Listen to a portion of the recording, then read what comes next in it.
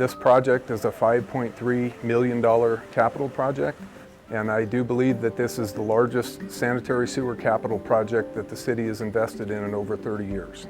The Ralston Creek Sewer Line replacement project originated several years ago when we had a contractor come in and clean and CCTV, closed-circuit television inspection, the entire trunk line. This 21-inch pipe that's being taken out was somewhat of a bottleneck in a big trunk line and also showed some deterioration in that pipe. It is critically important for the future of the city of Arvada that we get this done. At some point with anticipated development between now and full build-out in Arvada, there would have been serious capacity concerns in that, and we're addressing it now as opposed to waiting until down the road when it becomes a critical issue. This is about a year-long project that we've just gotten started the month of January, where we're taking out the 21-inch existing sewer line and we're replacing it with 30-inch PVC line.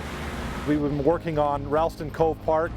As it moves forward, we plan on continuing from Ralston Cove Park. It's about a 2-mile run of sanitary sewer line through neighborhoods, busy streets, neighborhood streets. We'll be working with homeowners to try to make sure that we impact them as little as possible throughout this process. There's areas where we have to go across in front of people's driveways, things like that with our bypass pumping. We do have quite a bit of bypass sewer pumping that we're doing away from our trench so that we can get our trench and install our pipe.